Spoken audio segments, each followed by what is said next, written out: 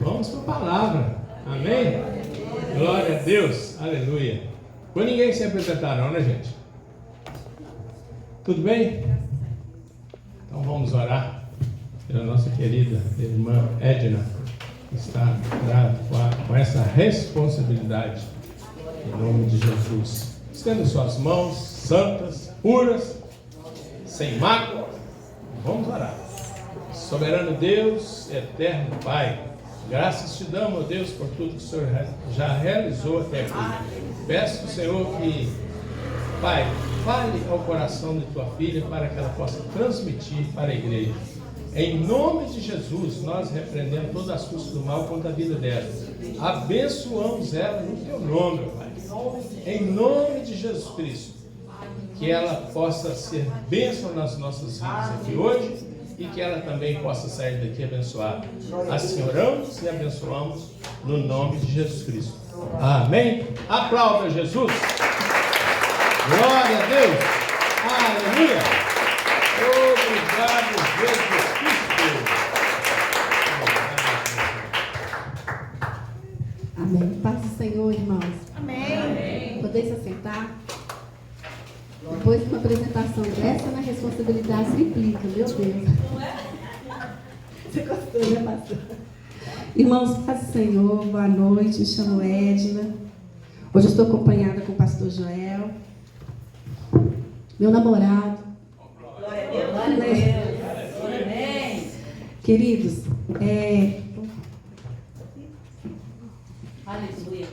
nessa noite nós vamos comentar uma passagem que Deus colocou no meu coração, que está lá no livro de João, no capítulo 8.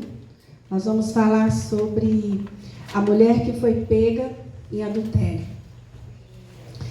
E, na verdade, nessa noite nós vamos falar sobre lei e graça. Aí nós vamos falar um pouquinho também sobre Paulo, né? O apóstolo Paulo, quando ele diz no livro de 1 Coríntios, capítulo 11, versículo 1, sede os meus imitadores como eu sou de Cristo. Né?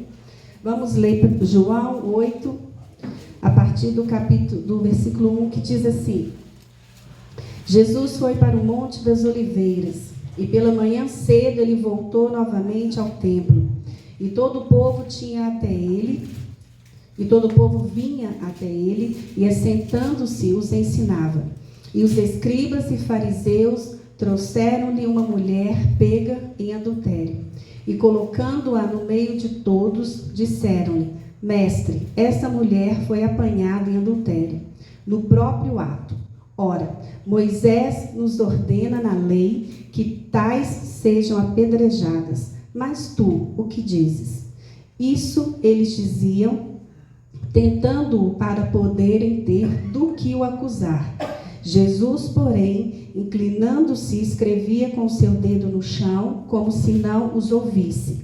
Então, quando eles continuaram a perguntar-lhe, ele, levantando-se, disse-lhes: Aquele dentre vós que está sem pecado, seja o primeiro que lhe atire a pedra.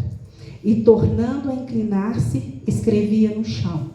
E eles, ouvindo isso, sendo condenados por sua própria consciência, saíram um, a começar pelos mais velhos até os últimos. E Jesus foi deixado sozinho, e a mulher em pé no meio deles. Tendo Jesus se levantado e não vendo ninguém, senão a mulher, disse-lhe: Mulher, onde estão aqueles teus acusadores? Nenhum homem te condenou? E ela disse: Nenhum homem, Senhor. E disse-lhe Jesus: Nem eu te condeno. Vai-te e não peques mais. Amém? Pai, em nome de Jesus, eu quero pedir ao Senhor e ao Espírito Santo que o Senhor venha agora destravar toda a nossa mente, para que possamos entender, compreender a sua palavra. Que essa palavra seja cravada nos nossos corações. Que o Senhor venha trazer todo o entendimento e compreensão. É o que te pedimos em nome de Jesus. Amém, irmãos? Amém. Essa passagem, ela é muito conhecida. E tem uns pontos aqui que eu gostaria de estar ressaltando com vocês. Quando a mulher foi pega em adultério, existia uma lei naquela época, que era a lei de Moisés, como o texto fala, que quando isso acontecesse, a mulher tinha que ser apedrejada até a morte. Então, essas pessoas trouxeram essa mulher até Jesus. Jesus, conhecendo o nosso coração e a intenção do nosso coração, quando eles contam o fato para Jesus, eles fazem uma pergunta interessante. Eles fazem assim: a lei de Moisés disse que ela deve ser apedrejada. E o Senhor, o que dizes? E eu queria abrir um parênteses aqui para comentar algo com vocês. Eles tentaram colocar Jesus numa situação bem delicada. Porque se Jesus falasse para eles não cumprirem a lei, era tudo o que eles queriam, porque eles teriam um motivo para acusá-lo. E se Jesus manda eles cumprirem a lei, eles poderiam também questionar essa nova aliança. Não que a nova aliança, ela anula a lei. Mas no livro de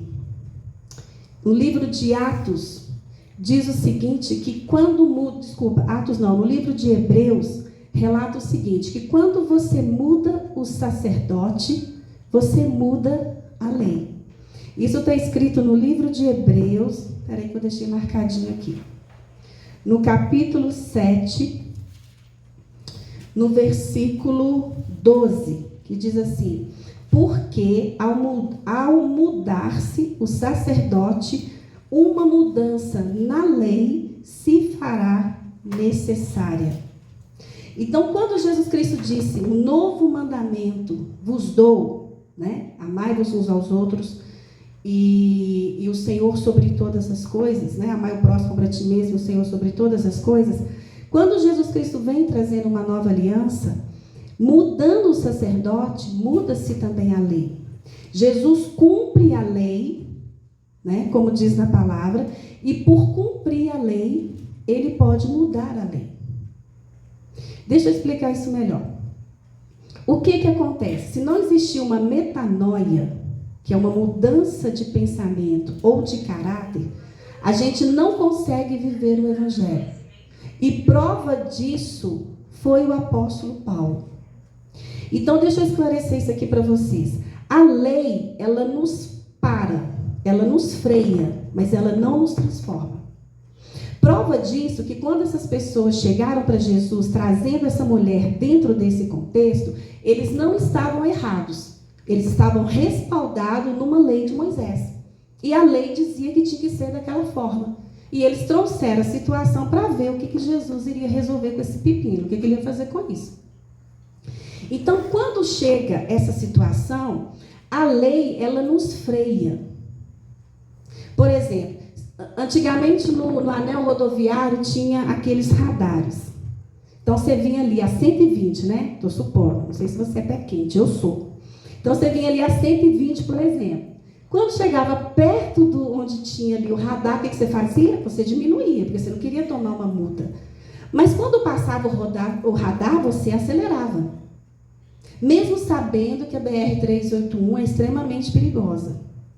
Mas o que te freava era o radar, que senão viria uma multa. Porque se não fosse o radar, você não iria diminuir. Como hoje não tem, e está uma loucura quem passa no anel.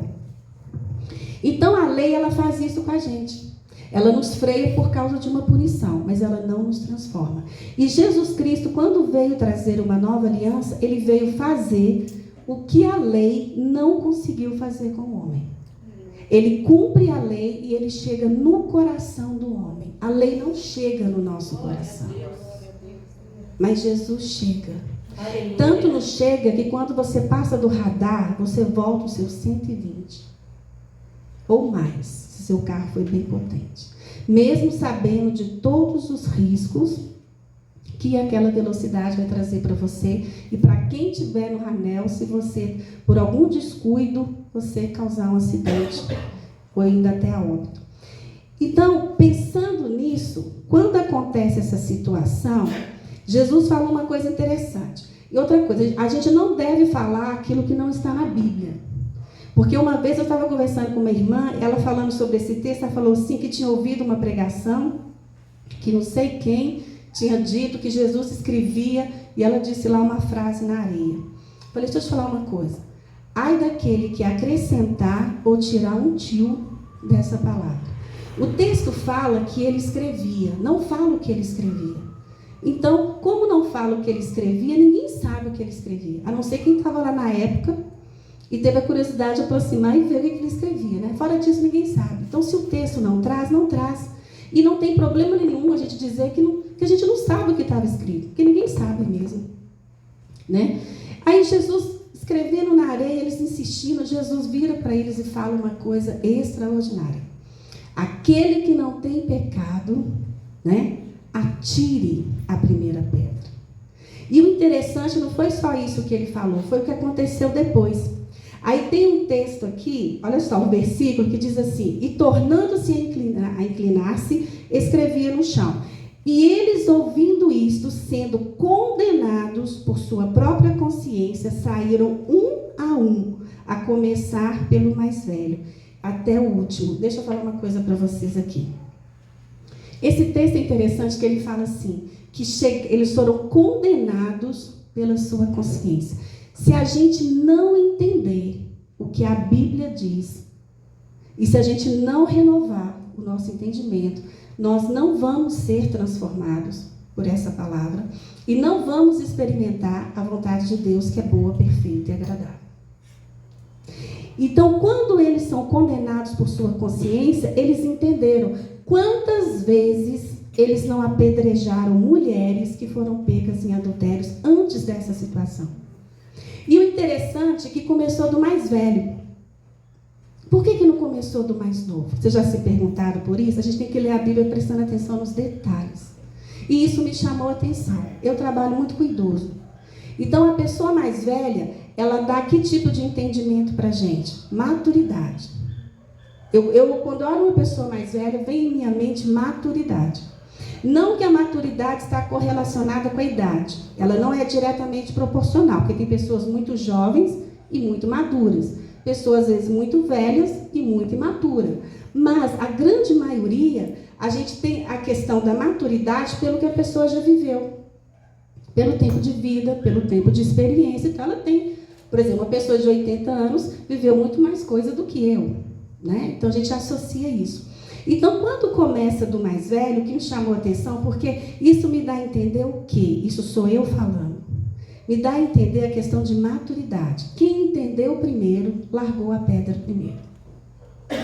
Sabe o que a gente aprende aqui? Que na palavra de Deus, quem aprende primeiro, tem que largar a pedra primeiro. A Bíblia não fala que a gente tem que suportar a fraqueza do outro? Numa situação de um casal, quem aprendeu primeiro tem que esperar o tempo do outro. Tem que suportar a fraqueza do outro. Porque o Senhor, ele vai requerer um posicionamento de quem aprendeu primeiro, você concorda? Então, se tem um casal, e às vezes a esposa é cristã, o marido não, ou o contrário também, quem aprendeu primeiro, é responsabilidade sua diante de Deus dar uma resposta coerente com a palavra. Então, você tem que largar a pedra primeiro, porque você já atingiu uma maturidade que o seu cônjuge ainda não atingiu. Você está vendo algo que ele não vê. Você aprendeu algo que ele ainda não aprendeu. Então, quando elas começam a soltar as pedras, e isso nos faz entender como é importante a gente compreender o que está sendo ensinado. Eles não largaram a pedra simplesmente por largar. Eles entenderam por que eles tinham que largar aquelas pedras. E muitas vezes nós estamos na igreja, servindo ao Senhor, e muitas vezes não entendemos o que o Senhor requer de nós. Não entendemos. Então, o entendimento, ele é importantíssimo. Por isso que Paulo diz, não vos conformeis com este mundo, mas transformai-vos pela renovação do vosso entendimento. Quantas vezes, eu fiquei me perguntando, Deus, quantas vezes eles não cumpriram a lei? E quantas vezes eles não se enxergaram que essa lei de Moisés deveria aplicar a eles também? Quantos ali eram adúlteros? Quantos ali tinham cometido o mesmo pecado daquela mulher, só que não estava tão explícito como o dela estava? E quantos ali não tinham pecado necessariamente de adultério, mas reconheceram o seu pecado e entenderam que a lei também deveria se aplicar a ele? E vamos trazer isso para os nossos dias de hoje. Quantas vezes nós chegamos diante de Deus, respaldado na Bíblia, na palavra, na lei, revogando o cumprimento de lei, né? Cumprimento da palavra, e muitas vezes essa palavra não se aplica em nós. Você já pensou nisso? Quantas vezes eu quero que a pessoa seja honesta comigo e eu não sou? É a mesma situação. Embora a intenção deles era achar em Jesus algo que pudesse o acusá-lo, só que eles foram surpreendidos porque Jesus faz eles a chegarem ao entendimento do que era aquela lei. E ele, como sumo sacerdote, ele poderia mudar a lei. E a lei aqui que Jesus faz eles entenderem é o seguinte: a lei diz para jogar, então joga. Se você tem condição de jogar pedra, joga pedra. Só que ninguém tinha condições de jogar pedra. Ninguém tinha condições de jogar aquela pedra. E isso é extraordinário no Evangelho. É quando você entende, você olha para você. Quando você enxerga o que precisa mudar na sua vida. O que Jesus precisa transformar em você. Porque Ele espera de nós uma resposta. E aí eu quero dar um pulinho em Paulo. Lá no livro de 1 Coríntios, é só um versículo. No capítulo 11, no versículo 1, Paulo diz uma das frases mais extraordinárias que eu já ouvi em todos os tempos. Ele fala assim: sede meus imitadores, ou tem outras traduções que diz: sejam os meus seguidores, como eu sou de Cristo. Paulo sabia de quem ele era. E Paulo teve literalmente uma conversão genuína. O que eu chamo de conversão genuína? Quando tem a metanoia. Quando acontece essa mudança na mente da gente. Paulo era um homem que perseguia os cristãos. Ele era um homem terrível. Ele era um homem sanguinário. Ele tirou vida de muitas pessoas. Tanto que a conversão dele não foi ninguém que chegou para Paulo e pregou Jesus para ele. Ele, a caminho de Damasco, para poder perseguir os cristãos que ali estavam, com autorização de Roma, ele vê um clarão, ele é jogado do cavalo, ele cai do cavalo, e Jesus fala com ele: Saulo, Saulo, por que você me persegue?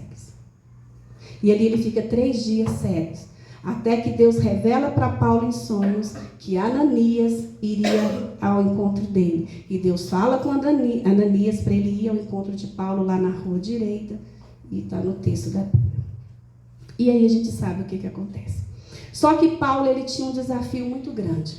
Porque essa frase, gente, ela foi dita por Paulo, mas ela não é uma frase exclusiva de Paulo. A gente acha que essa frase é exclusiva de Paulo. Não. Essa frase é de um homem que entendeu o que é uma metanoia. O que é uma mudança de mente. Porque, veja bem, para Paulo dizer isso, aí sou eu que estou falando, o que dá a entender? Quando uma pessoa ela tem um rótulo, gente, quando uma pessoa é rotulada por uma coisa, é extremamente difícil arrancar aquele rótulo. Ela pode estar no caminho do Senhor a 1000 maravilhas, mas se ela é um ex-drogado, sempre será lembrado como ex-drogado. O ex-traficante, a ex-prostituta, a ex-amante, não é assim? O ex-alcoólatra, sempre será lembrado assim. E isso é muito triste. Então, Paulo, se nos nossos dias é difícil remover o rótulo, você imagina na época de Paulo. Todo mundo sabia quem era Paulo. Então, Paulo ele tinha que literalmente provar todos os dias para as pessoas, literalmente, que ele não era mais Saulo, que agora ele era Paulo. Imagina a vida desse homem. Então, quando ele diz isso, sede os meus imitadores, porque eu sou de Cristo, Paulo literalmente viveu todos os dias da vida dele na terra, vivendo a vontade de Deus na terra como no céu, como diz a oração do Pai Nosso. Ele viveu isso. E nós cristãos, a gente lê essas histórias da Bíblia e muitas vezes a gente acha que Deus espera, ou a gente acha ou imagina que isso aqui era só para Paulo, que essa frase só cabia na vida de Paulo. Não! Ela foi dita por ele, mas ela não é dele. E essa frase, hoje a gente sente falta de quê? De uma referência. De alguém que você possa olhar. Aí eu faço a pergunta. A gente pode hoje, eu posso, enquanto cristã, virar e falar assim, sede meus imitadores como eu sou de Cristo. Né? Eu posso chamar para a minha vida a responsabilidade e os olhares? Eu posso. Se eu não posso, eu pelo menos deveria. E isso tem que me incomodar. Isso tem que incomodar você. Porque nós estamos vivendo dias difíceis, e eu não sou pessimista, não sou mesmo, mas tem hora que eu falo assim, Deus, tem hora que a gente buscar conhecimento, tem hora que não é bom. Porque as coisas vão ficar piores do que estão. Tem um versículo na Bíblia que diz assim, felizes são as mulheres que nunca amamentaram, por causa dos dias que virão. Você já leu isso na Bíblia? Felizes são as mulheres que nunca geraram. Então, pesa sobre nós uma responsabilidade diante de Deus enorme. Porque Paulo, ele entendeu o que Deus tinha para fazer na vida dele. E ele viveu isso, ele respondeu a Deus. Porque quando nós falamos de chamado, de vocação, não é o apóstolo Paulo, é Paulo o apóstolo. É quem Paulo é que vai fazer ele executar o que Deus quer. Então não é o apóstolo Paulo. Porque quando você traz o apóstolo primeiro, dá a impressão que aquilo que ele faz significa mais do que aquilo que ele é. E quando você fala o apóstolo Paulo, é quem ele é que determina o que ele faz. E isso deveria ser o nosso pensamento. Por isso as igrejas hoje, infelizmente, né? Eu encontro com muitas pessoas desanimadas, apostatando mesmo da fé, não querendo saber. No meu serviço tem 2. Toda sexta-feira lá a gente faz um culto para os idosos. Eu nunca vi um idoso com Alzheimer, avançado, chorar quando você prega. Porque a Bíblia fala que nem os loucos vão errar o caminho, né? Aí quem vai pregar para idoso na sexta-feira?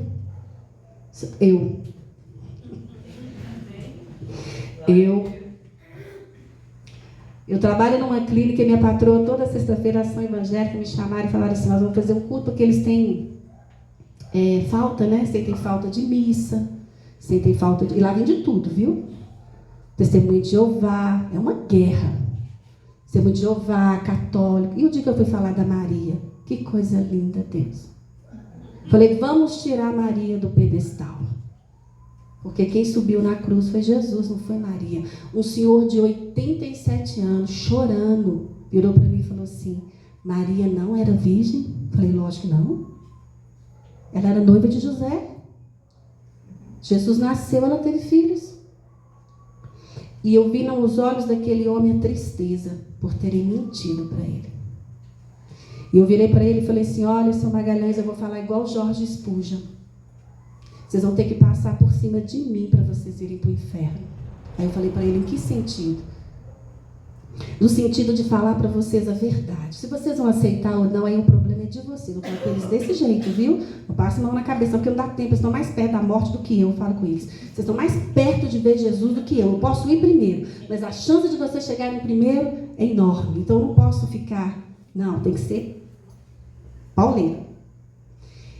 E aí eu falei com ele, em que sentido? O meu compromisso é pregar a Bíblia como ela é. Se o senhor vai aceitar ou não, eu respeito a sua decisão. Mas o senhor não vai poder chegar na eternidade e falar que o senhor nunca ouviu a verdade. Então, se o senhor for para o inferno, o senhor vai consciente da verdade. Aí falaram assim, não, misericórdia, continua falando. Ninguém quer ir para o inferno. Glória a Deus. Mas só falta batizar. Voltando aqui, queridos. Isso é muito sério. Você é um cristão. Eu sou uma cristã. Nós somos representantes legais de Deus na terra. Usamos o nome dele, falamos em nome dele. E você acha que não vamos dar conta do nome dele? Você acha mesmo? Aquele que não poupou o seu próprio filho vai me poupar? Vai poupar você?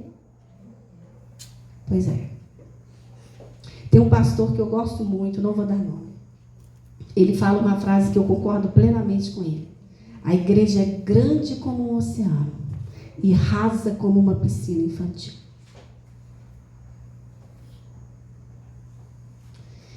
Temos aí umas eleições chegando, nada de partido. Mas se aquele que nós não queremos subir no poder, gente, eu vou ficar feliz só por uma coisa. Aperta o cinto, porque aí os que são vão ficar em pé. Sadraque, Mesaque e Abidnego não se curvaram diante da fornalha. E ela foi aquecida 7 vezes mais. A nossa fornalha está esquentando.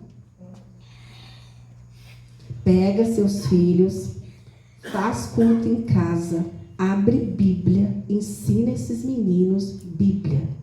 Não transfira só para a igreja a responsabilidade que é sua. Aí vai uma palavrinha de Deus para a sua vida. Os filhos são herança do Senhor, o fruto do seu ventre, o seu... Que bom, você herdou uma herança que você vai ter que dar conta do seu menino para Deus. Então, quando pedir Deus um filho, pense bem. Porque tem que devolver e devolver bem. Não é só comida e escola, não. Deus te deu uma criança que tem um chamado, tem um propósito para cumprir. Você vai ter que responder a Deus se você tem contribuído para ajudar o seu filho a dar essa resposta para Deus aqui nessa terra. Então, filho é bênção demais. Mas pensa nisso. Então, queridos, isso é muito sério. Isso é muito sério. Pregam para nós uma graça que não é de graça e que não é barata. Não é barata. Antigamente na lei, quando pegava em adultério, era fácil, né? Vocês vão ver que a lei é muito mais fácil do que a graça. Vai lá, joga a pedra. Eu nunca fui apedrejada, nem espero, né? Não assim, né? Literalmente, mas com pedra. Pega a pedra, apedreja até morrer, pronto, resolveu o problema. Beleza. Não é? Acabou. Agora, na graça. Se você, homem, só de olhar para uma mulher com olhos impuros e desejá-la, você já adulterou. A graça é mais fácil? Na graça, nós temos a escolha de não pecar. Em Cristo, nós temos a escolha de não pecar. E eu posso escolher pecar ou não. Diferentemente de Adão e Eva, que tinha a escolha de pecar e pecaram. E em Jesus nós temos a escolha de não pecar. E qual escolha a gente tem feito? Né? O Evangelho é uma das coisas mais lindas que tem. Eu creio muito que as coisas possam mudar aí fora. Mas eu creio num homem e numa mulher redimida pelo Evangelho, de verdade. Aí eu acredito em mudanças. Aí eu acredito em dias melhores.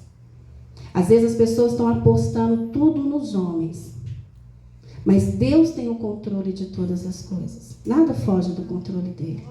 Nada que está acontecendo no mundo. Nosso país está passando uma crise terrível. Tá, terrível. O Brasil e o mundo. Mas o mundo está sob o governo de Deus. E às vezes nós apostamos nossas fichas em pessoas e não dobramos o nosso joelho e falamos, Deus, a nossa vida está nas mãos do Senhor. E se tiver que apertar o cinto, eu estou pronta para ficar em pé. Na hora que tocar a trombeta que eu falo, não a trombeta do arrebatamento, a trombeta do sistema, igual tocou para Sadraque, Mesaque e Abidnego. Isso é muito sério, gente. Então a lei, ela te freia. Se até hoje na sua vida, você tem aí 10, 15, 20 anos de evangelho, não sei quanto tempo você tem. Se você é a mesma pessoa, tem uma coisa muito errada na sua vida. E na minha. Porque se você lê uma palavra que é viva e eficaz, se você vem à igreja continuamente, regularmente, você é a mesma pessoa, tem alguma coisa muito errada. E o problema não é com Deus, é comigo mesmo, é com você mesmo. E isso é muito sério. Eu não sei com que expectativa você veio hoje aqui para ouvir a palavra de Deus, mas eu acho que para massagear o coração tem gente demais para fazer isso. E eu não sou essa pessoa. Deus não me levantou para ser essa pessoa. Não nesses dias. Não sou mesmo. Porque Deus sabe o quanto Ele me mói.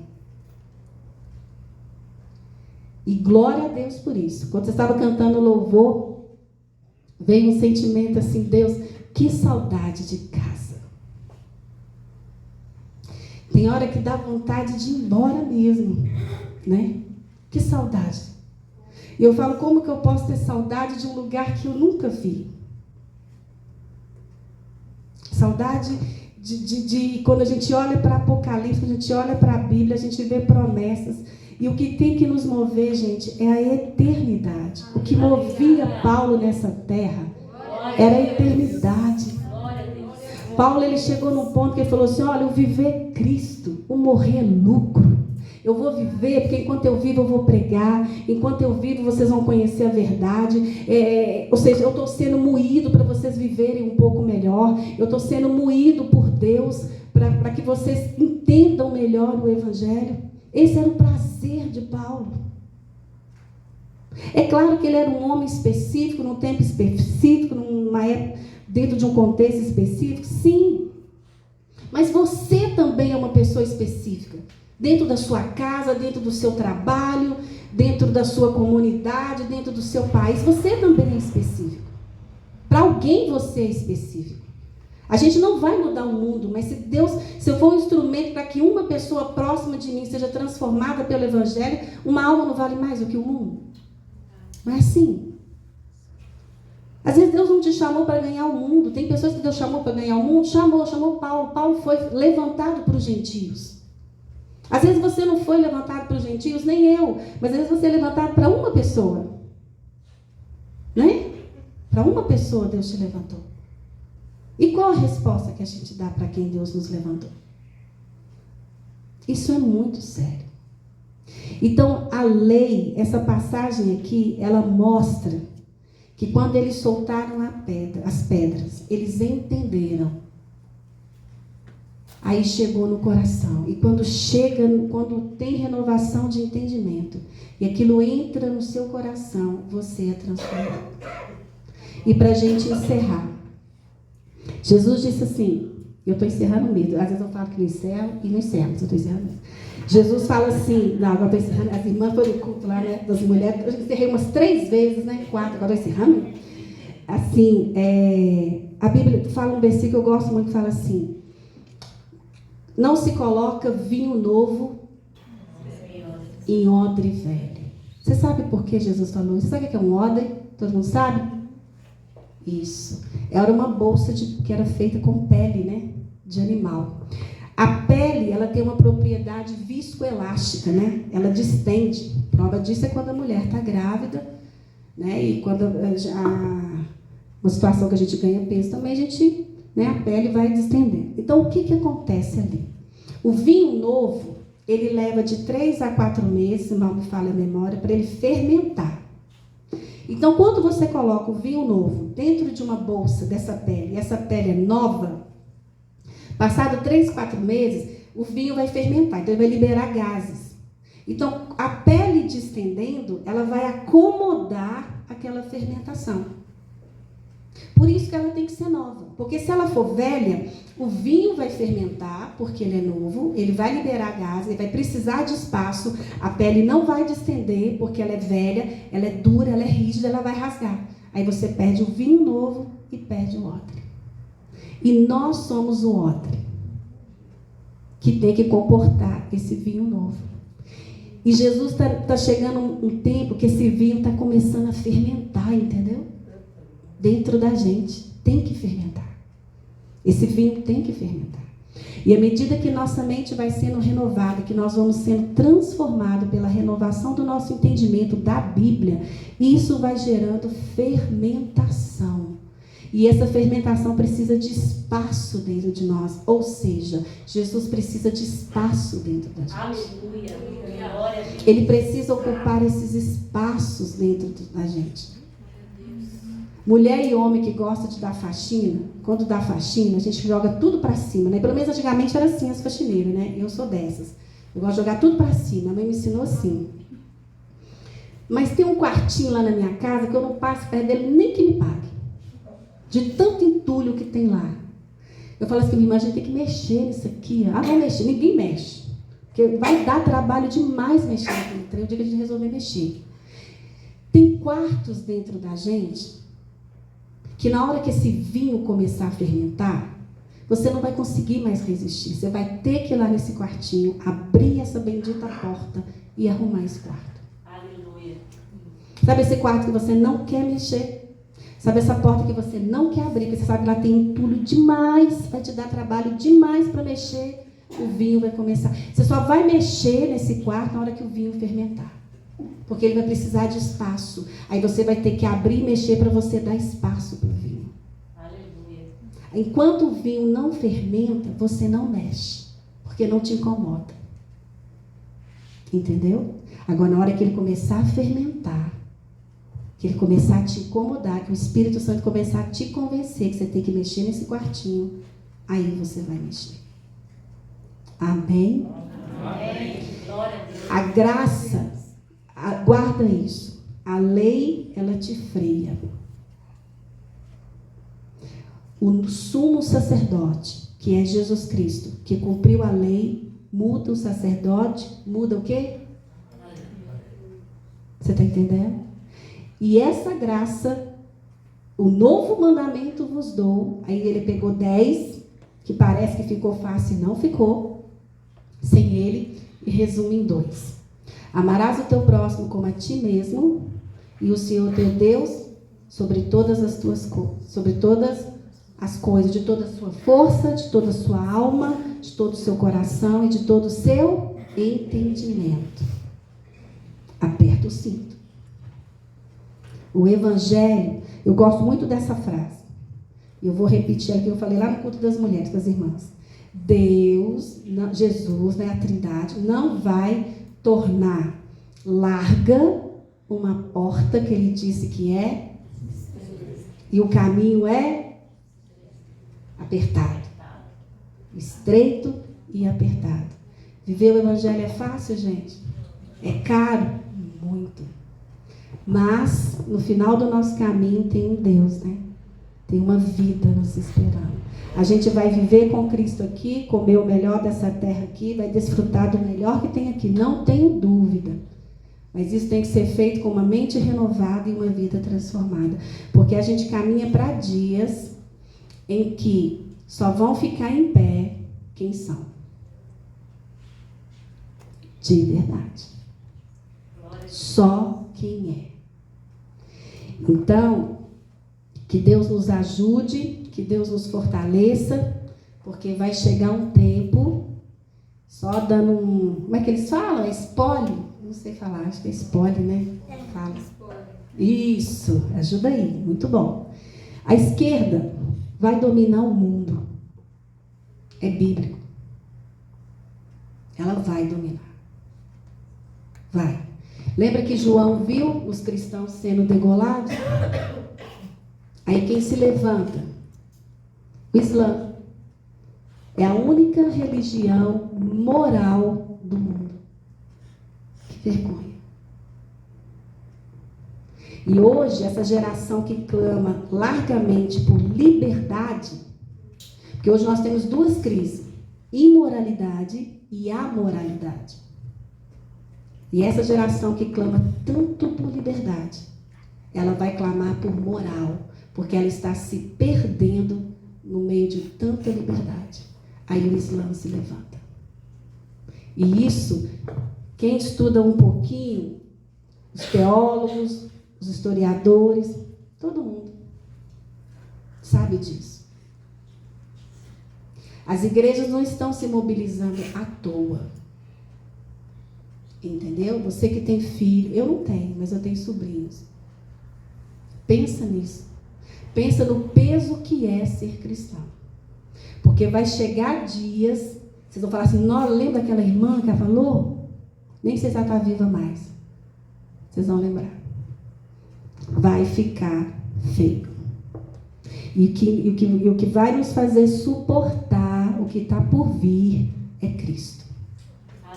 A gente vai continuar vivendo, tendo, não para de sonhar não, viu? Sonha, casa, planeje, viaje, vai para Dubai, para onde você quiser, Fernando de Noronha, faça sua faculdade, pós-doutorado, PhD, seja o que você quiser, faça tudo para a glória de Deus. Mas tenha consciência de que nós precisamos dar uma resposta para Ele. E que nós temos que viver como Paulo. Sede meus imitadores, como eu sou de Cristo. Ele era de Cristo. Se eu tiver essa consciência que eu sou de Cristo, que você é de Cristo, nós vamos viver na terra a vontade dele como é feita no céu. E vamos comer o melhor dessa terra, em santidade e louvor a Deus. Amém? Ri, gente. Fique em pé. Vamos orar. Respira, gente. Respira.